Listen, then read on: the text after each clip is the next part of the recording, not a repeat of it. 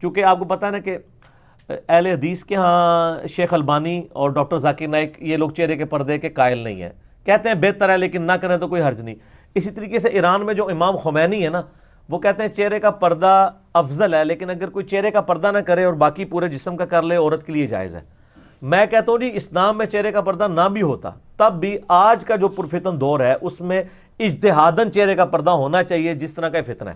جس طرح میں نے آج کے اس دور میں اجتہاداً یہ بات کی ہے کہ عورتوں کو مسجدوں میں اعتکاف نہ بٹھائیں، کیونکہ سی سی ٹی وی کیمرے لگے ہوئے ہیں، ہر بچے کے ہاتھ میں موبائل ہے، وہ کسی کی بھی عورت کی تصویر بنا کے تو یوٹیوب کے اوپر چڑھا سکتا ہے، کیا سے کیا کر سکتا ہے۔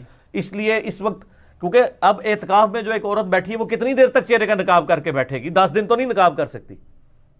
اب ڈاکٹر فرحت ہاشمی دیکھ لیں کتنی اسٹرکٹ ہے، ان کو عورتوں نے بھی نہیں دیکھا ہوا۔ آپ کیا سمجھتے ہیں کہ وہ ان کے جو لیکچر آتے ہیں جیو کے اوپر، انٹرٹینمنٹ چینل کے اوپر یا باقی چینلز پہ، وہ نقاب میں، تو عورتوں میں وہ نقاب میں ہی آتی ہیں۔ اچھا، عورتوں نے بھی ان کا چہرہ نہیں دیکھا ہوا، سوائے جو ان کی بہت قریبی کوئی، اگر ان کی کوئی بہو ہے یا بیٹی ہے، اس کے علاوہ باقی جتنی ان کی شاگرد ہیں انہوں نے تو ان کا چہرہ نہیں دیکھا، وہ ان کے سامنے نہیں آتی ہیں۔ یعنی اتنی احتیاط کرتی۔ میں یہ نہیں کہتا کہ عورتوں سے بھی پردہ ہے، یہ نہیں میں کہہ رہا، لیکن میں اجتہاداً کہتا ہوں ایسی عورتیں جو بازاری عورتیں ہیں ان سے عورتوں کو پردہ کرنا چاہیے۔ بخاری مسلم میں حدیث ہے کہ وہ ایک، آپ کو پتا نا، ایک خواجہ سرا تھا، وہ ام سلمہ کے پاس آیا اور نبی علیہ السلام وہاں پہ موجود تھے۔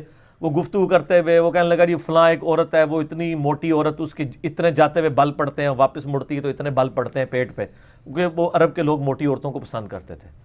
جس طرح یہاں پہ لوگ موٹاپے کو برا سمجھتے ہیں، وہاں پہ اچھا سمجھتے تھے۔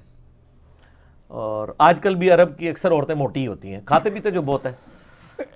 تو نبی علیہ السلام کو غصہ آیا، آپ نے فرمایا آندہ سے یہ تمہارے پاس آ کے یہاں نہ بیٹھے۔ حالانکہ خواجہ سرا جو ہیں، ٹھیک ہے، ان کا کوئی پردہ نہیں ہے عورتوں کے ساتھ، کیونکہ ان میں تو وہ سیکس والا ایشو وہ والا نہیں ہوتا نا، وہ اس چیز سے تو وہ تیسری مخلوق ہے نا، مرد عورت اور درمیان میں۔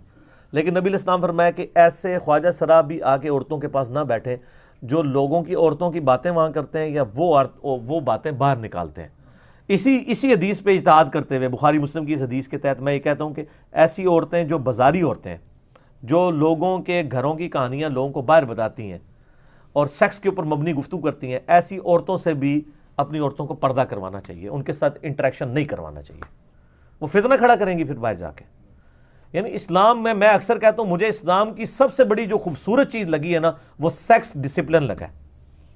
حتیٰ کہ بخاری مسلم میں نبی علیہ السلام سے پوچھا گیا، حدیث آتی ہے کہ دیور کے بارے میں بتائیں، آپ اتنے پردے کی بات، فرمایا دیور موت ہے۔ حالانکہ دیور بھابھی کا پردہ یہ ایک بڑا مشکل کام ہے، لیکن اس میں بھی کہا گیا کہ ایٹ لیسٹ نگاہوں کا پردہ تو ضرور ہونا چاہیے، اگر آپ کو مجبوراً کمبائنڈ فیملی سسٹم میں رہنا پڑ رہا ہے، ورنہ تو گھر ہی لادا ہونا چاہیے اگر کوئی افورڈ نہیں کر سکتا۔ تو اتنا اسٹرکٹ ہے معاملہ۔ اس پہ یوٹیوب پہ میرا ایک کلپ ہے ویلنٹائن ڈے، انجینئر محمد علی مرزا، میں نے 17 حدیث اس میں بتائی ہیں، وہ آپ دیکھ لیں۔